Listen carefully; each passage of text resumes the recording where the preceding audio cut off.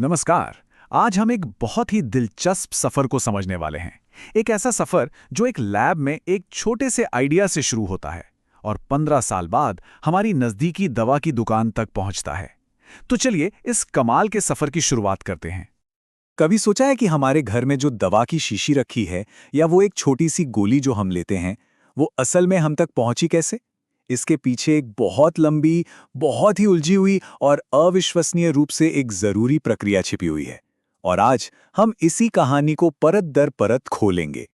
लेकिन देखिए, इस लंबे सफर पर निकलने से पहले ये जरूरी है कि हम इसका नक्शा तो समझ लें, है ना? तो आइए कुछ बुनियादी बातों से शुरू करते हैं जो इस पूरी प्रक्रिया की नींव हैं। तो सबसे पहली और सबसे जरूरी चीज वो है क्लिनिकल रिसर्च। अब ये है क्या? बहुत सीधे शब्दों में कहें तो ये लोगों पर की जाने वाली एक सिस्टमैटिक स्टडी है। इसका मकसद सिर्फ एक है, मेडिकल साइंस की जानकारी को आगे बढ़ाना। फिर चाहे वो किसी बीमारी का इलाज ढूंढना हो, उसे रोकना हो या उसे पहचानना हो।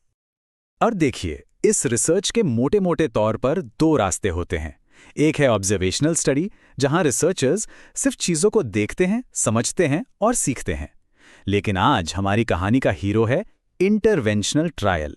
यहां रिसर्चर्स जानबूझकर कुछ लोगों को एक नई चीज देते हैं, जैसे कि कोई नई दवा, और फिर ये देखते हैं कि उसका असर क्या हो रहा है। बस यहीं से नई दवाएं जन्म लेती हैं। तो चलिए, अब हमारी दवा का सफर शुरू होता है। लेकिन ध्यान रहे, ये सफर किसी इंसान पर नहीं, बल्कि एक लैब में एक शीशे की परख नली में शुरू होता है। यही इसकी स्टार्टिंग लाइन है। और हाँ, ये कोई 100 मीटर की रेस नहीं है, बिल्कुल नहीं। किसी भी नई दवा को लैब से निकलकर मरीजों तक पहुंचने में औसतन 10 से 15 साल लग जाते हैं। सोचिए जरा, एक पूरी दहाई से भी ज्यादा का वक्त। इससे आप अंदाजा लगा सकते हैं कि यह प्रक्रिया कितनी बड़ी और कितनी गंभीर है। इस लंबे सफर का एक पूरा रोड मैप है, जिसे हम कहते हैं ड्रग डेवलपमेंट पाइपलाइन। और इसे पाइपलाइन क्यों कहते हैं? क्योंकि सोचिए, हजारों आइडिया एक तरफ से इस पाइप में डाले जाते हैं, पर दूसरी तरफ से गिने चुने ही बाहर निकल पाते हैं। इसके 4 मेन स्टॉप हैं। पहला, खोज। दूसरा, प्री क्लिनिकल रिसर्च। तीसरा, क्लिनिकल रिसर्च। और आखिर में रेगुलेटरी रिव्यू। तो जरा इस प्री क्लिनिकल रिसर्च के अंदर झांक कर देखते हैं। यहां होता क्या है? वैज्ञानिक पहले लैब में सेल्स पर, जिसे इन विट्रो कहते हैं, और फिर जानवरों पर, यानी इन वीवो, दवा को टेस्ट करते हैं। यहां मकसद असर देखना नहीं, बल्कि सिर्फ ये पता लगाना है कि दवा सेफ है या नहीं। और ये सारे टेस्ट बहुत सख्त नियमों के तहत होते हैं, जिन्हें गुड लेबोरेटरी प्रैक्टिस या GLP कहते हैं। अच्छा, तो जब कोई दवा लैब और जानवरों वाले सारे सेफ्टी टेस्ट पास कर लेती है, तब जाकर इंसानों पर उसकी आजमाइश शुरू होती है। और ये कोई सीधी सपाट सड़क नहीं है। इसे आप 4 चरणों वाली एक तरह की अग्नि परीक्षा समझ सकते हैं, जिसे हर दवा को पार करना ही होता है। और यहीं पर इस पूरी प्रक्रिया के केंद्र में एक बहुत ही गहरा, एक बहुत ही जरूरी नैतिक सवाल खड़ा होता है। दूसरों की भलाई के लिए रिसर्च में हिस्सा लेने वालों को किसी भी तरह के नुकसान के जोखिम में डालना नैतिक रूप से कब सही है?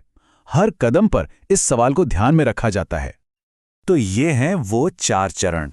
फेज 1 में बहुत कम 20 से 100 स्वस्थ लोगों पर सिर्फ ये देखा जाता है कि दवा सेफ है या नहीं और उसकी सही डोज क्या होगी। फेज 2 में 100 से 300 मरीजों पर पहली बार ये चेक किया जाता है कि दवा काम भी कर रही है या नहीं।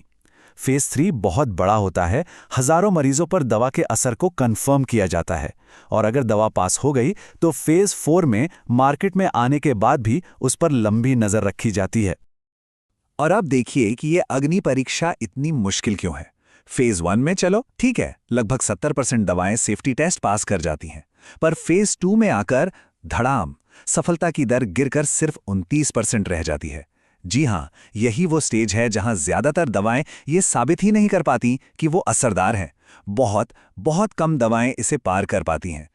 तो सवाल ये उठता है कि इतने मुश्किल और जोखिम भरे सफर को संभालता कौन है? कौन है वो लोग जो इसके नियम तय करते हैं? चलिए इस ट्रायल के पीछे की टीम से मिलते हैं। सबसे पहले हैं स्पॉन्सर। आप इन्हें इस पूरी गाड़ी का इंजन समझ सकते हैं। ये कोई कंपनी हो सकती है, कोई संस्था जो इस ट्रायल को शुरू करती है, मैनेज करती है और हाँ, सारा पैसा भी यही लगाती है। फिर आते हैं इन्वेस्टिगेटर। ये हैं हमारे ऑन ग्राउंड हीरो। ये वो डॉक्टर्स और रिसर्चर्स हैं जो सीधे मरीजों के साथ काम करते हैं। इनकी सबसे बड़ी, सबसे पहली जिम्मेदारी है पार्टिसिपेंट्स की सेफ्टी और सारे नियमों का ठीक से पालन करवाना। और फिर आती है एथिक्स कमिटी या IRB। ये एक बिल्कुल स्वतंत्र टीम है। आप इन्हें पार्टिसिपेंट्स का वकील समझ लीजिए।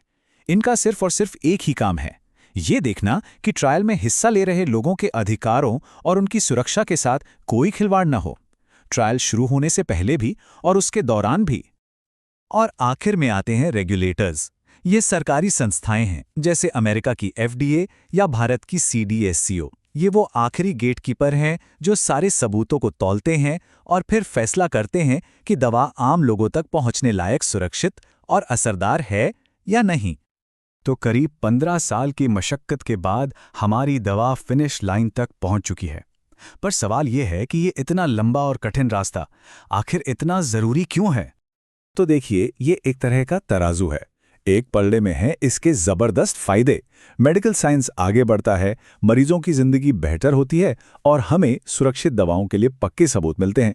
लेकिन दूसरे पल्ले पर हैं चुनौतियाँ, बेतहाशा खर्च, लंबा समय, फेल होने का बहुत ज़्यादा रिस्क और बहुत सारी नैतिक उलझनें। तो इस 15 साल की प्रक्रिया ने हमें वो दवाएं दी जो आज हम इस्तेमाल करते हैं। पर ज़रा सोचिए, आज के दौर में जहां AI और बड़ी बड़ी महामारियां हैं, भविष्य में ये प्रक्रिया कैसी दिखेगी? क्या ये तेज हो सकती है? क्या ये और सुरक्षित हो सकती है? यही वो सवाल है जो आज मेडिकल साइंस के भविष्य की दिशा तय कर रहा है।